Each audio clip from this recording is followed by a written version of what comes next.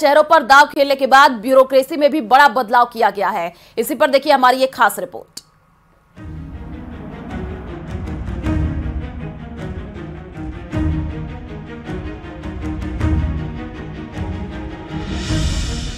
Bureaucracy में सबसे बड़ा बदलाव, सुधांश पंत होंगे नए मुख्य सचिव।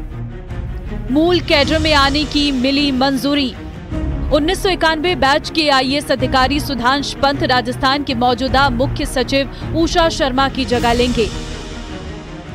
मौजूदा मुख्य सचिव उषा शर्मा का कार्यकाल आज ही खत्म हो रहा है। सुधांश पंत वर्तमान में केंद्रीय स्वास्थ्य एवं परिवार कल्याण विभाग में सचिव के पद पर कार्यरत थे। अब जान लेते हैं कौन है सुधांश पंत।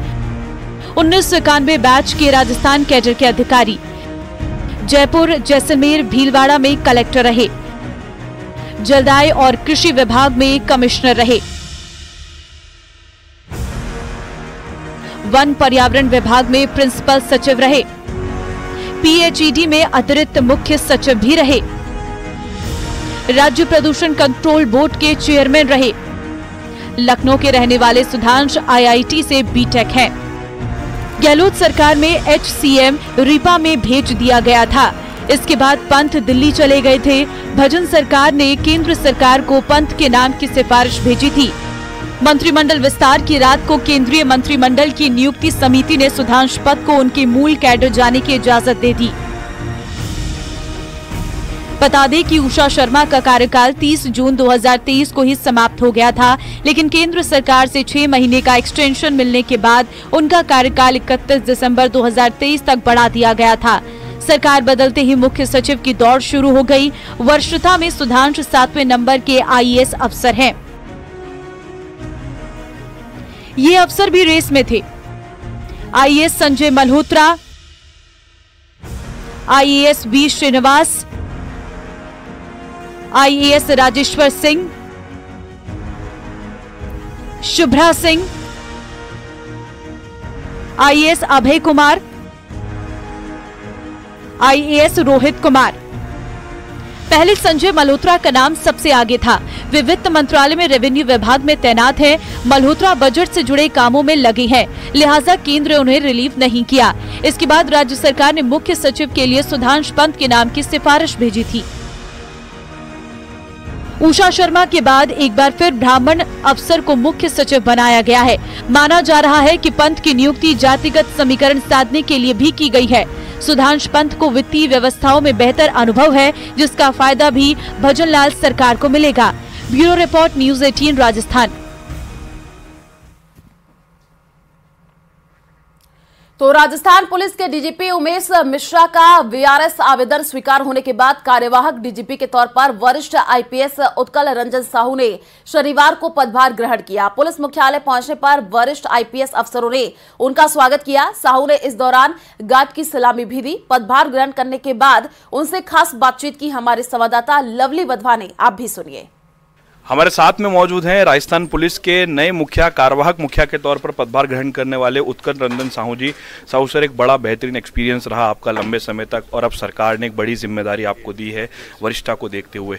किस तरीके से देखते हैं राजस्थान पुलिस के साथ आपका लंबा अनुभव रहा है, किस तरीके से अपने कामकाज को आज आपने औपचारिक रूप से संभाला है, और आगे क्या कुछ रहने वाला है राजस्थान पुलिस के कामकाज को लेकर? नहीं, राजस्थान पुलिस के कामकाज में तो प्रयास वही करेंगे जो राजस्थान सरकार के डायरेक्शन है और प्रायोरिटीज़ हैं, उसको हम अच्छी तरीके से निभाएं और सिंसियरली उसके लिए प्रयास करें और जनता को राहत पहुंचाएं। सर, आम आदमी थाने तक पहुंचता है, स्वागत कक्ष बनाए गए हैं ताकि आम आदमी को ट्रीटमेंट सही मिले थानों में, थानों को लेकर के दिमाग में जो लोगों की छवि है वो सुधर पाए। उसको लेकर के क्या आपने मन में सोचा है, और एक लंबा अनुभव आपको रहा है इंटेलिजेंस से लेकर के और तमाम अन्य पदों का, जिला से लेकर के आईजी रेंज का, तो आम आदमी की समस्याओं का थाने पर ही समाधान हो, पीएचक्यू तक लाइन में नहीं लगना पड़े, उसके लिए क्या कोई रोड मैप तैयार किया गया है? नहीं, वो तो देखिए, ये तो बात सही है कि आम आदमी, थाना इसलिए खोला गया है कि आम आदमी नज़दीकतम प्लेस पे जाके अपना समस्या का समाधान कराए। और ये बात भी सही है कि ये काम उतनी अच्छी तरीके से नहीं हो पाता जिस तरीके से होना चाहिए। अब कोशिश यही करेंगे कि पुलिस स्टेशन की लेवल पे जो काम होनी चाहिए वो काम पुलिस स्टेशन के लेवल पे ही पूरा हो। उस आम आदमी को अननेसेसरीली बड़े दफ्तरों में चक्कर काटने की आवश्यकता नहीं पड़े।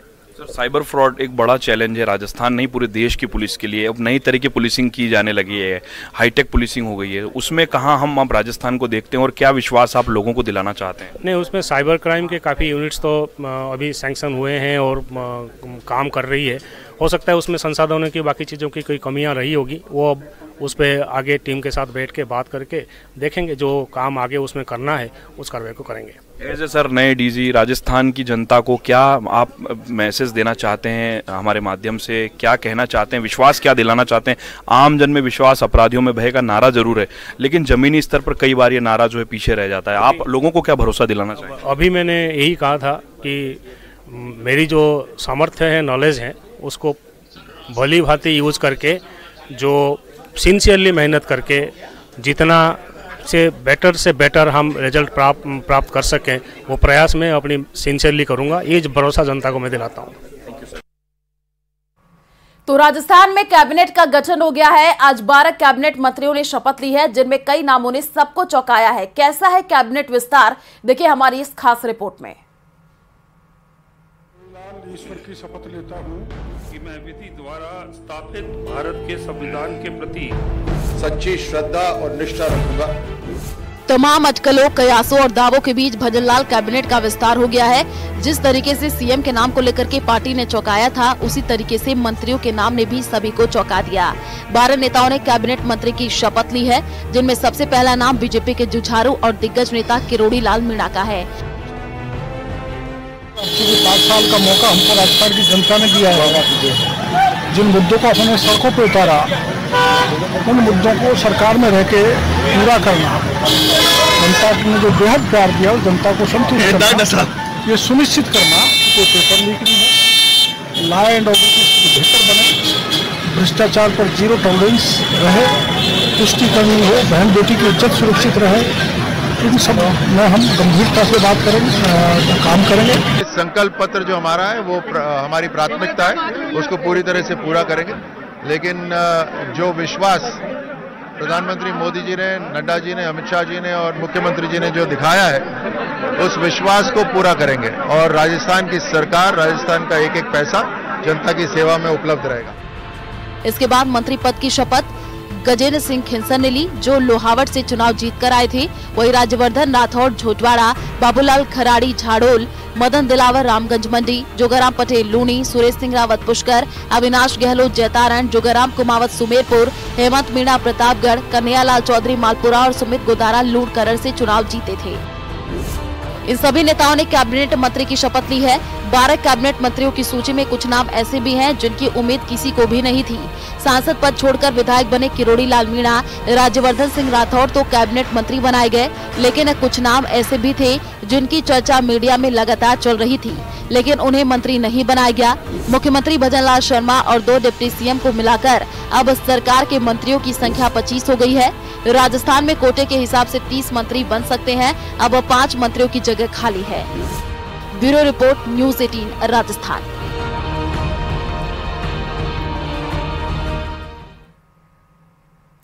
तो भजनलाल शर्मा की टीम में 5 राज्य मंत्री, जबकि 5 ही राज्य मंत्री स्वतंत्र प्रभार बने हैं। हालांकि इस मंत्रिमंडल में भी कई नए चेहरे शामिल हुए हैं, जिनके नाम की किसी ने उम्मीद भी नहीं की थी। देखिए राज्य मंत्रियों का ये समीकरण हमारी इस खास रिपोर्ट में। भजनलाल मंत्रिमंडल में इस बार 10 राज्य मंत्री भी बने हैं, जिनमें 5 को स्वतंत्र प्रभार और 5 को राज्य मंत्री की जिम्मेदारी मिली है। हालांकि इस बार कुछ नए नाम भी मंत्रिमंडल में शामिल हुए हैं, जिनकी कहीं कोई चर्चा नहीं हो रही थी। राज्य मंत्री की शपथ लेने वालों में पहला नाम संजय शर्मा का था। मैं संजय शर्मा ईश्वर की शपथ लेता हूं कि मैं विधि द्वारा स्थापित भारत के संविधान के प्रति सच्ची श्रद्धा और निष्ठा रखूंगा। संजय शर्मा जो अलवर शहर से विधायक चुने गए थे, वहीं गौतम कुमार दख बड़ी सादड़ी, झाबर सिंह खर्रा श्री माधोपुर, सुरेंद्र पाल सिंह टीटी श्री करणपुर। हालांकि यहां अभी चुनाव नहीं हुआ है। उपचुनाव में सुरेंद्र पाल सिंह बीजेपी के उम्मीदवार हैं। वहीं हीरालाल नागर सांगोद से विधायक बने थे। मैं राजस्थान राज्य के राज्य मंत्री स्वतंत्र प्रभार के रूप में अपने कार्यों का श्रद्धा पूर्वक और शुद्ध अंतःकरण से निर्वहन करूंगा। इनके अलावा राज्य मंत्री पद की शपथ लेने वालों में ओटाराम देवासी सिरोही से विधायक हैं, डॉक्टर मंजू बागमार जायल से, विजय सिंह चौधरी नावा से, के विश्नोई गुढ़ामलानी से और जवाहर सिंह बेढ़म नगर से चुनाव जीते हैं। इन सभी ने मंत्री पद की शपथ ले ली है। हालांकि अभी विभागों का बंटवारा नहीं हुआ है। कहा जा रहा है कि सोमवार तक सभी को विभाग भी मिल जाएंगे, लेकिन इस बार के मंत्रिमंडल में 27 दिन का समय लग गया है। 27 दिनों बाद जो नाम सामने आए हैं उन्होंने सभी को चौंकाया भी है। अलवर शहर से विधायक संजय शर्मा ने जब राज्य मंत्री स्वतंत्र प्रभार की शपथ ली तो जय श्री राम के नारे भी लगे। वहीं मंत्री की शपथ लेने वाले सभी नेताओं के परिवार और समर्थकों में भारी खुशी का माहौल देखा गया। समर्थकों ने उनके निवास पर लड्डू बांटकर खुशी मनाई। वहीं बीजेपी हाईकमान ने अब मंत्रिमंडल में सुरेंद्र पाल सिंह टीटी को मंत्री बनाकर सबको चौंका दिया है। सुरेंद्र पाल सिंह टीटी वो नेता हैं जो विधानसभा चुनाव जीतने से पहले ही मंत्री बन गए हैं। Bureau report, news 18 Rajasthan. तो भजनलाल शर्मा के कैबिनेट ने सबको चौंका दिया है। कैबिनेट में नए मंत्रियों की बहार है। पहले मंत्री बने नेताओं के चेहरे खिल गए हैं। वहीं जाति के समीकरण को भी साधा गया है। हम अपनी इस रिपोर्ट में आपको बताएंगे कि कैसे ये मंत्रिमंडल सबसे अलग है और कैसे सभी को हैरान कर दिया है। देखिए रिपोर्ट।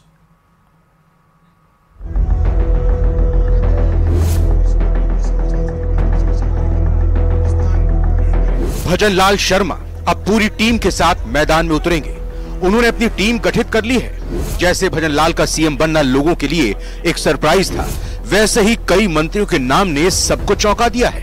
हालांकि इस बार के मंत्रिमंडल में नए चेहरे ज्यादा हैं, साथ ही जाति का समीकरण भी साधा गया है। शपथ लेने वाले 12 कैबिनेट मंत्रियों में से 9 पहली बार मंत्री बने हैं। वहीं 10 राज्य मंत्रियों में से 7 पहली बार मंत्री बने हैं। वहीं शपथ लेने वाले 22 मंत्रियों की बात करें तो 17 नए चेहरे अब राजस्थान को चलाएंगे। भजनलाल की टीम में अब 25 खिलाड़ी हैं, जिनमें से 20 नए हैं। वहीं श्रीकरणपुर सीट पर अभी चुनाव होना है, लेकिन उससे पहले ही बीजेपी ने प्रत्याशी सुरेंद्र पाल सिंह टीटी को मंत्री बना दिया है। ये राजस्थान में पहला मामला है जब चलते चुनाव के बीच प्रत्याशी को मंत्री बनाया गया है। वहीं इस बार के मंत्रिमंडल में जाति के समीकरण भी साधे गए हैं, जिनमें सबसे ज्यादा भागीदारी जाट समुदाय की है।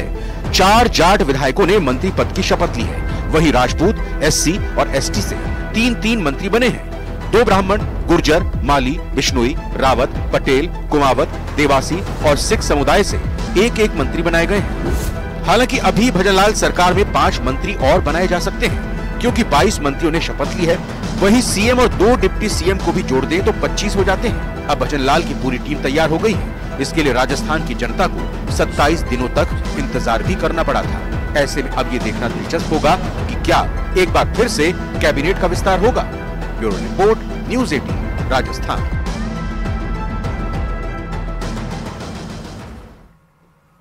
तो मंत्री पद की शपथ लेने के बाद झावर सिंह खर्रा बेहद उत्साहित नजर आए। न्यूज़ 18 राजस्थान से खास बातचीत में उन्होंने कहा कि बीजेपी के पास विकास और सुशासन का विजन है। साथ ही श्रीकरणपुर चुनाव में जीत का भी दावा किया। कल शपथ ली और आज फील्ड में काम शुरू कर दिया है। भले ही महकमे नहीं बटे हैं, लेकिन भजनलाल सरकार के मंत्री अपने इलाकों के लिए निकल पड़े हैं। सबसे पहली प्राथमिकता है करणपुर का चुनाव जीतने की। झावर सिंह खर्रा मेरे साथ मौजूद हैं। झावर जी, कल शपथ ली, अभी तो महकमे भी नहीं बटे हैं कि आप सीधा करणपुर का रुख कर रहे हैं? मुझे बीकानेर और हनुमानगढ़ के जनप्रतिनिधियों से मिलना है और कुछ विकसित भारत संकल्प यात्रा के कैंपों का निरीक्षण करना है, उसके बाद करणपुर का चुनाव सरकार की साख का सवाल बन गया है। सुरेंद्र पाल सिंह टीटी को आपने मंत्री भी बन गए हैं आपके साथ में। वो लगता क्या है, क्या करणपुर की जनता इस बार वहां पर कमल खिलाएगी? भारतीय जनता पार्टी का पिछले भारत सरकार का 9 साल का कार्यकाल रहा है और अभी 2023 में प्रदेश की जनता ने भारतीय जनता पार्टी पर जिस प्रकार का विश्वास जताया, निश्चित रूप से कानपुर की जनता भी भारतीय जनता पार्टी के पक्ष में मतदान करेगी और भारतीय जनता पार्टी को मतरूपी आशीर्वाद मिलकर विजयश्री प्राप्त होगी। बीजेपी के आलाकमान ने मास्टर स्ट्रोक खेला, बहुत बड़ा रिस्क भी लिया एक तरह से। सुरेंद्र पाल सिंह टीटी को आपके साथ में राज्य मंत्री स्वतंत्र प्रभार बनाया है। क्या आपको लगता है जनता विकास के साथ जाएगी? बिल्कुल, जनता विकास के साथ जाएगी और विकास और सुशासन, अकेला विकास नहीं है, भारतीय जनता पार्टी के पास सुशासन भी है। और पिछले 5 साल की जो अराजकता, अपराध में वृद्धि और भ्रष्टाचार चरम पे था, उस सब से जनता दुखी है और भारतीय जनता पार्टी के सुशासन को और विकास को भारत की जनता स्वीकार कर रही है। गुरमीत सिंह कुन्नर पहले वहाँ से विधायक थे, उनका निधन हो गया। उनके बेटे रुपिंदर पाल रूबी जो है ना चुनाव लड़ रहे हैं। लगता क्या है वहाँ पर माहौल ये बनाया गया कांग्रेस की ओर से कि आपका वोट आपकी श्रद्धांजलि, तो ऐसे में विकास का मुद्दा किस तरह जनता के दिल और दिमाग तक पहुँच जाए कि वो बीजेपी को चुनाव जिता दे? ये सही है कि कांग्रेस प्रत्याशी सहानुभूति की लहर का लाभ उठाना चाह रहा है, लेकिन श्री करणपुर की जनता पढ़ी लिखी है, समझदार है, किसान वर्ग खूब बहुत अच्छा समझदार है, संपन्न है। वो निश्चित रूप से विकास को प्राथमिकता देगा, राष्ट्रवाद को प्राथमिकता देगा, सुशासन को प्राथमिकता देगा। ये थे राज्य मंत्री स्वतंत्र प्रभार झाबर सिंह खर्रा, जिन्होंने कल पद संभाला है। आज करणपुर दौरे पर जा रहे हैं। वहां पर बीजेपी उम्मीदवार सुरेंद्र पाल सिंह टीटी जो कि मंत्री बन गए हैं कल, उनको जिताने की अपील करेंगे और वहां पर गांव में ढाणियों में जा करके और आम मतदाता को बीजेपी को वोट देने की अपील करेंगे। तो मंत्रिमंडल गठन में बीजेपी ने सभी को चौंका दिया है। बीजेपी ने श्री करणपुर से प्रत्याशी सुरेंद्रपाल सिंह टीटी को राज्य मंत्री बनाया है। ऐसे में सियासी गलियारों में चर्चाओं का दौर शुरू हो गया है। इसी कड़ी में पीसीसी चीफ गोविंद सिंह डोटासरा ने बीजेपी पर निशाना साधा है। उन्होंने कहा कि बीजेपी का अहंकार 7वें आसमान पर है। वहीं कैबिनेट मंत्री डॉक्टर किरोड़ी लाल मीणा ने कटाक्ष किया है। उन्होंने कहा कि बेशक वो चुनाव आयोग में शिकायत कर सकते हैं, लेकिन मोदी है तो मुमकिन है। बार बार कह रहे हैं कि भारतीय जनता पार्टी का जो अहंकार है वो 7वें आसमान पर है। वो न संविधान को मानते हैं न कानून को मानते हैं। चलते चुनाव में 5 तारीख को श्री करणपुर का चुनाव है, वहां पर भारतीय जनता पार्टी के प्रत्याशी श्री सुरेंद्र पाल टीटी साहब हैं।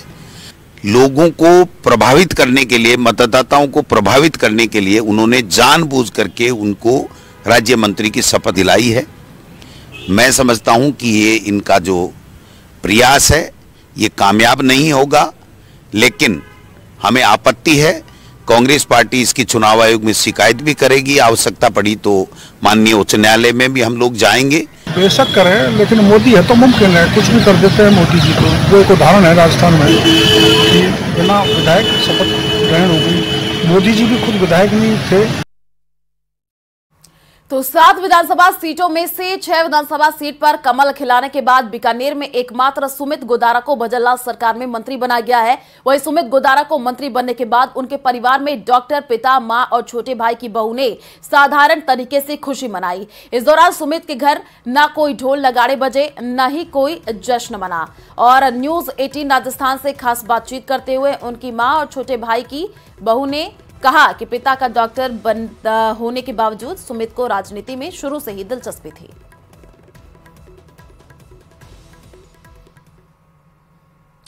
राजस्थान प्रदेश के विधानसभा अध्यक्ष वासुदेव देवनानी एक दिवसीय दौरे पर कपड़ा नगरी भीलवाड़ा पहुंचे, जहां भीलवाड़ा शहर के हरि सेवा धाम में भाजपा कार्यकर्ताओं और सिंधी समाज के प्रभुत्व लोगों ने उनका भव्य रूप से स्वागत किया। विधानसभा अध्यक्ष वासुदेव देवनानी महामंडलेश्वर हंसराम उदासीन के जन्मदिन पर आयोजित हुए कार्यक्रम में शिरकत की। इस दौरान उन्होंने उनका आशीर्वाद लिया। इस दौरान उन्होंने कहा कि जनता का ज्यादा से ज्यादा काम हो, इस पर काम किया जाएगा। उनसे आशीर्वाद लेने के लिए मैं आया हूँ। निश्चित रूप से महान संत हैं और समाज के भी हैं, और उनका आशीर्वाद सदैव हम लोगों के लिए उपयोगी रहता है। जो नई जिम्मेदारी में मिली है उस नाते उनका आशीर्वाद लेकर के अपने कार्यकाल में हम अच्छा काम करें, सफलतापूर्वक करें। तो लोकतंत्र की जो बहुत बड़ा मंच है विधानसभा, उसके अध्यक्ष का जो दायित्व है गरिमामय है, उसके निश्चित रूप से मैं उसमें लोकतंत्र की रक्षा के लिए अपना निश्चित रूप से काम कर सकूं, इस प्रकार आशीर्वाद लेने के लिए। तो राजस्थान में नए मंत्रिमंडल गठन में बाड़मेर जिले के गुड़ामालानी विधायक केके विश्नोई को राज्य मंत्री बनाए जाने पर भाजपा कार्यकर्ताओं ने खुशी की लहर छा गई और भाजपा कार्यकर्ताओं ने बाड़मेर जिला मुख्यालय के विवेकानंद सर्कल पर आतिशबाजी कर खुशी जाहिर की है। कार्यकर्ताओं ने कहा कि भाजपा ही एक पार्टी है जो अपने कार्यकर्ता को आगे बढ़ाती है। इसी का नतीजा है कि केके विश्नोई ने लंबे समय तक संगठन में काम किया है। इसकी बदौलत पहली बार बने विधायक को सीएम बनाया और अब केके विश्नोई को राज्य मंत्री बनाया है।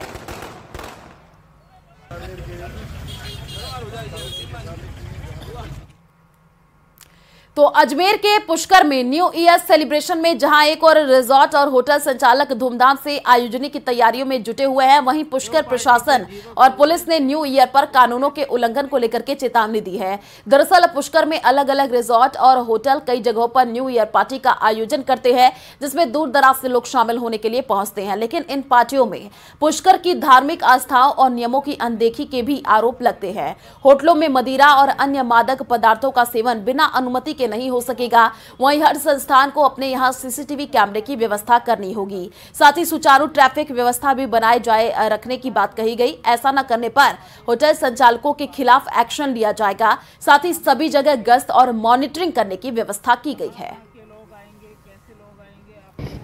आज 31 क्या है कि पुष्कर का एक बहुत बड़ा उत्सव एक होने वाला जो उत्सव है, उसको लेकर सभी होटल संचालकों की मीटिंग की गई थी, जिसमें कि उन्हें सबको दिशा निर्देश दिया गया था कि पुष्कर की मर्यादाओं को ध्यान रखेंगे। प्लस जितने भी एनडीपीएस के अगर पुराने ऐसी कोई घटनाक्रम अगर किसी होटल में पाया गया या बिना कोई आईडी प्रूफ के पाया गया, ऐसा कोई संचालक जो कि ऐसी गतिविधियां करता पाया गया जो कि कानून विरोधी है, तो उसको इन लोगों को सबको आगाह किया गया है कि ऐसा कोई भी करते जो कानून के विरुद्ध है तो अपनी कानूनी कार्रवाई के लिए जिसने परमिशन नहीं ले रखी है, कोई भी होटल संचालक ऐसा है जिसने बिना परमिशन के अगर शराब परोसी जा रही है, तो उन सब होटल संचालकों पे कार्रवाई होएगी। ऐसे भी होटल्स जो कि रास्ता अवरुद्ध करेंगे, काफ़ी लोगों को बुला लेते हैं और रास्ता अवरुद्ध कर देते हैं और पार्किंग की पूरी व्यवस्था नहीं रखते, सीसीटीवी की व्यवस्था ही नहीं रखते। इसी चीज़ों को आगाह करने के लिए मीटिंग बुलाई गई थी कि सभी अपने सीसीटीवी कैमरा वगैरह को दुरुस्त रखेंगे। तो चलिए यार एक छोटे से ब्रेक के लिए जल्द लौटेंगे।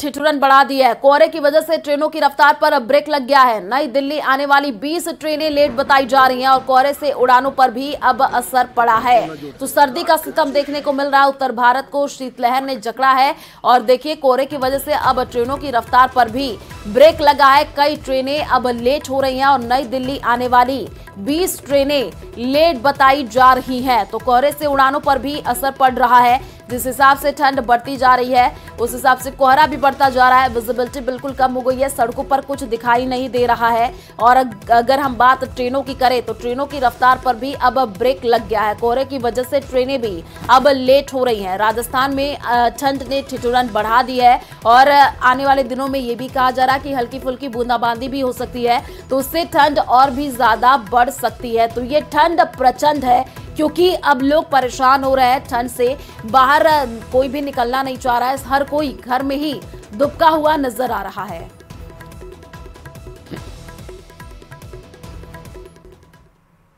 जैसलमेर में भी सर्दी का सितम जारी है। घने कोहरे और ठंडी हवाओं ने जहां एक और आम जनजीवन को प्रभावित किया है, वहीं कोहरे से सड़कों पर विजिबिलिटी स्तर में भी काफी गिरावट देखी जा रही है। वहीं कम विजिबिलिटी के चलते सड़कों पर वाहन रेंगते नजर आ रहे हैं। वहीं मौसम विभाग की माने तो पश्चिमी विक्षोभ के चलते मौसम में यह बदलाव देखने को मिला है।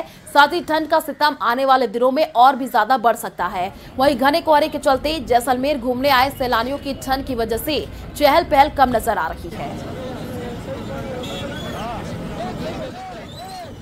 तो मौसम विभाग ने अलर्ट जारी कर दिया है और ये ठंड प्रचंड है। जैसे कि तस्वीरों के माध्यम से आप देख पा रहे हैं कि जिले में सर्दी और कोहरे की डबल मार अब देखने को मिल रही है। विजिबिलिटी कम हो गई है, सड़कों पर जो वाहन है वो रेंगते हुए नजर आ रहे हैं। मौसम विभाग ने अब अलर्ट जारी कर दिया है।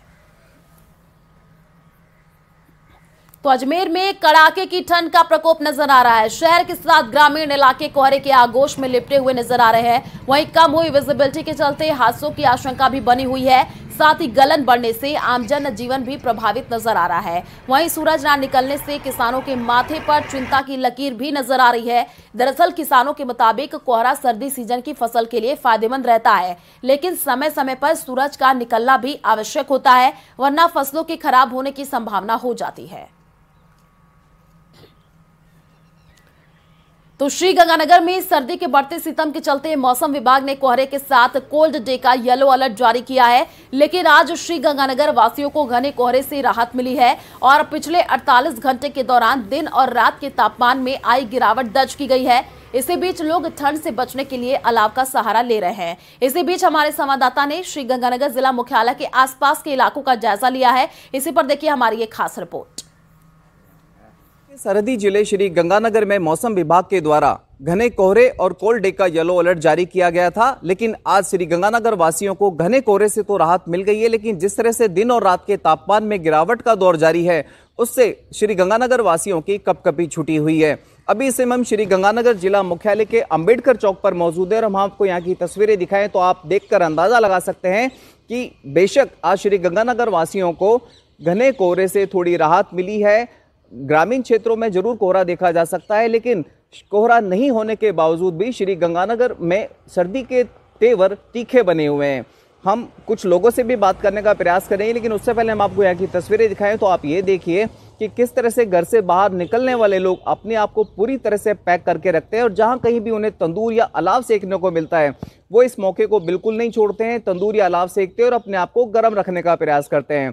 क्योंकि मौसम विभाग ने कोल्ड डे का अलर्ट जारी किया है तो ऐसे में श्री गंगानगर वासी काफी सावधान है। और यदि हम बात करें तापमान की तो देखिए पिछले 48 घंटे के दौरान ही श्री गंगानगर में दिन का तापमान तकरीबन 6 डिग्री सेल्सियस गिर गया, यानी कि दिन और रात के तापमान में अब अंतर महज 3 से 4 डिग्री सेल्सियस ही रह गया है। तो ऐसे में अंदाजा लगाया जा सकता है कि सर्दी के तेवर इन दिनों श्री गंगानगर में कितने दिखे हैं। हम कुछ लोगों से भी बात करने का प्रयास करते हैं। बाबूजी आप बताएं इस समय श्री गंगानगर के मौसम कैसा है? सब मौसम बिल्कुल साफ है साहब, आज तो बिल्कुल ही साफ है, कल भी ठीक था मौसम जी, कोहरा बिल्कुल ही साफ है आज तो। ठीक है। और ठंड कम हो गई आज तो, कोहरा है नहीं, कोई हवा नहीं आ रही, कुछ नहीं, बिल्कुल साफ है आज तो। आपने भी पूरा इंतजाम किया हुआ है साहब, पूरे पैक पे हुए रखे हैं, तंदूर सेक रहे हैं? हाँ तंदूर सेक रहे हैं। हाँ बिल्कुल, देखिए इन्होंने पूरा इंतजाम किया हुआ है, तंदूर के आसपास बैठे हुए हैं। बेशक कोहरा नहीं है, लेकिन जो हल्की ठंडी हवाएं चल रही हैं उससे जरूर ठिठुरन का एहसास बढ़ गया है। मौसम शुष्क रहने के साथ ही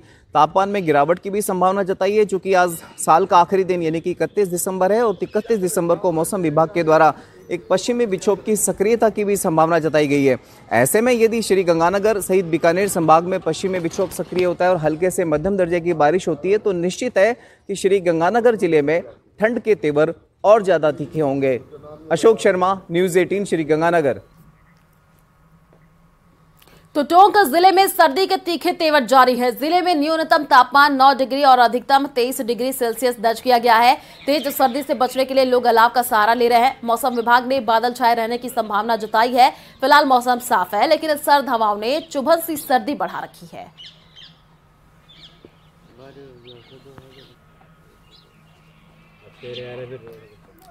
तो राजसमंद में सर्दी के साथ कोहरे ने एक बार फिर से दस्तक दी है। कोहरे ने पूरे जिले को अपनी आगोश में ले लिया है और जिले के न्यूनतम तापमान में गिरावट भी दर्ज की गई है। कोहरे के कारण वाहनों की रफ्तार धीमी हो गई है। सभी वाहन दिन के समय में भी लाइट जला करके सड़कों पर चलते हुए नजर आ रहे हैं। वहीं मौसम विभाग ने भी कोहरे के साथ हल्की बारिश की संभावना जताई है। ठंडक बढ़ने के कारण लोग गर्म कपड़ों में लिपटे हुए नजर आ रहे हैं। वहीं लोग अलाव का सहारा भी ले रहे हैं।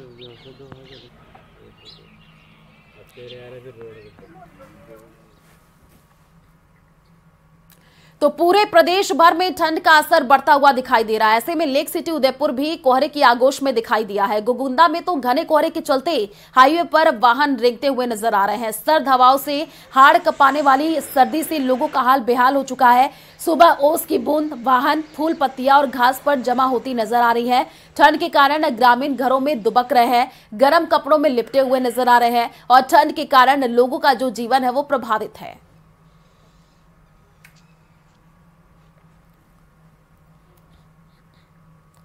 तो सरहदी जिले जैसलमेर में ठंड के साथ चाय और दूध की बिक्री में बढ़ोतरी हुई है। नववर्ष को लेकर के जैसलमेर शहर में घूमने पहुंच रहे पर्यटक ठंड से निजात पाने के लिए चाय की दुकानों पर चाय और दूध की चुस्कियां लेते हुए नजर आ रहे हैं। पिछले कई दिनों से जैसलमेर में पर्यटकों की बूम के साथ साथ ठंड ने दस्तक दे दी है। जैसलमेर शहर के हनुमान चौराहे, किला रोड, शिव रोड बाजार सहित अन्य चाय की दुकानों पर पर्यटक पर्यटन स्थल निखारने के बाद पहुंच रहे हैं। शहर में नव वर्ष का जश्न मनाने हजारों पर्यटक इन दिनों जैसलमेर पहुंच रहे हैं।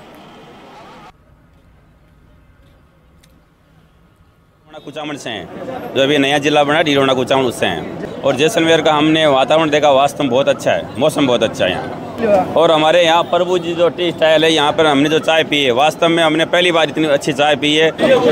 30 साल से तो अभी तो सैलानी बहुत आ रखे हैं, भीड़ बहुत ज़्यादा है, बहुत ज़्यादा है। और नया साल भी आ रहा है और आज तो सबसे ज़्यादा ठंड बहुत ज़्यादा है, कोहरा भी है। आज जैसी ठंड तो कभी थी ही नहीं, अच्छी ठंड है और खूब सैलानी आ रखे हैं। और अभी जैसलमेर में इतनी भीड़ पहली बार हुई, कभी इतनी भीड़ नहीं थी। और इस बार सैलानी आए जितने तो कभी आए नहीं, खूब भीड़ है। जहाँ देखो आपको भीड़ मिलेगी वहाँ। और खान पीन की चीज़ों पे तो विशेष तौर से भीड़ मिलेगी आपको। भीड़ के मतलब मेन सर्किल है ना, जैसलमेर का मेन हाट यही है। तो धौलपुर से बड़ी जानकारी आपको दे दें, एक युवक के पैर में गोली मारी गई है। घायल युवक को जिला अस्पताल में भर्ती करा दिया गया है और परिजनों ने नामजद आरोपी के खिलाफ मामला दर्ज करा दिया है। आरोपी श्रीकेश ने पीड़ित से 10,000 रुपए मांगे और पैसे न देने पर आरोपी ने गाली गलौज की। विरोध करने पर आरोपी ने युवक के पैर में गोली मार दी। कोतवाली थाना इलाके के मोरौली गाँव की ये पूरी घटना बताई जा रही है। तो युवक के पैर में गोली मारी गई है। धौलपुर से ये बड़ी जानकारी आपको दे रहे हैं। पैसे ना देने पर आरोपी ने गाली गलौज की है और विरोध करने पर देखिए आरोपी ने यहां पर पैर में गोली मार दी। घायल युवक को जिला अस्पताल में भर्ती करा दिया गया है, जहां पर उसका इलाज चल रहा है। परिजनों ने नामजद मामला दर्ज करा दिया है।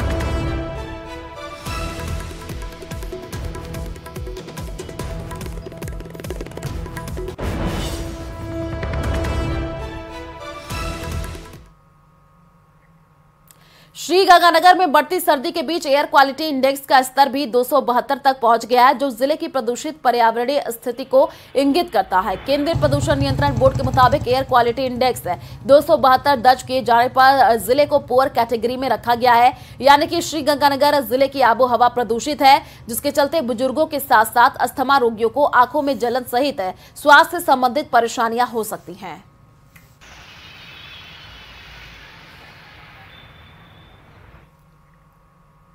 खबर कोटा से है, जहां कोटा एसीबी की टीम नए साल में कोटा के कोचिंग इलाके में जाकर नई पीढ़ी के कोचिंग स्टूडेंट्स को भ्रष्टाचार के दुष्परिणाम बताएगी। आपको बता दें, साथ ही भ्रष्टाचार के खिलाफ लोगों को जागरूक करने की सीख भी देगी। वहीं भ्रष्टाचार पर कैसे लगाम लगाई जाए, इसे लेकर स्टूडेंट्स की भी राय ली जाएगी।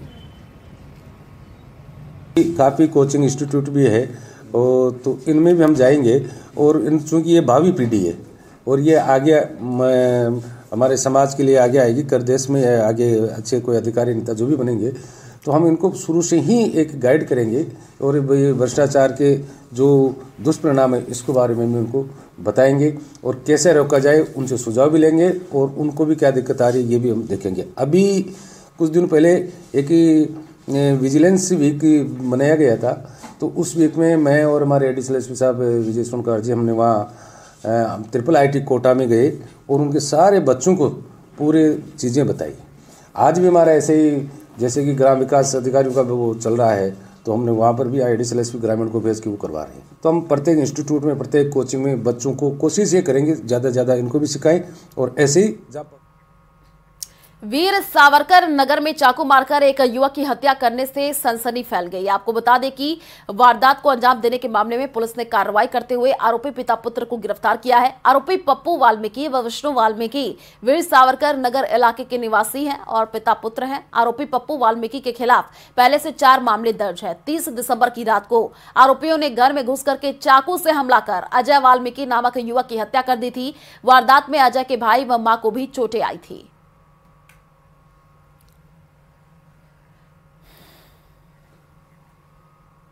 राजसमंद भीलवाड़ा हाईवे पर फियावड़ी गांव के पास गाय की चपेट में आने से आपको बता दें कि बाइक सवार दंपत्ति नीचे गिर करके घायल हो गए। हादसे को देख करके राहगीरों की भीड़ लग गई।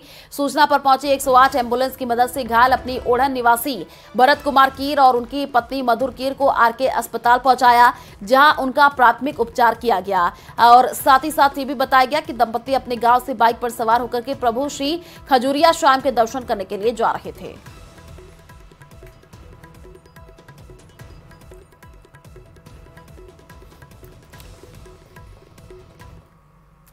श्रीगंगानगर नगर परिषद क्षेत्र में कचरा संग्रहण में लगी ट्रैक्टर ट्रॉली के चालकों को ठेकेदार के द्वारा मानदेय दिए जाने के बाद ट्रैक्टर ट्रॉली चालकों की हड़ताल समाप्त हो गई है और कचरा उठाव शुरू हुआ है। ठेकेदार फर्म ने घर घर कचरा संग्रहण और कचरा उठाव के काम में लगे ट्रैक्टर ट्रॉली के चालकों को 1 महीने का मानदेय दिया, जिस पर हड़ताल समाप्त हुई है और शहर से कचरा उठाव शुरू हुआ। कचरा उठाव शुरू होने से शहर वासियों को राहत तो मिली है, तो वहीं 2 दिन से कचरा उठाव नहीं होने की वजह से जगह जगह कचरा बिखर गया था। तो चलिए फिलहाल इस बुलेटिन में इतना ही। बाकी खबरों के लिए आप देखते रहिए न्यूज़ 18 राजस्थान। नमस्कार।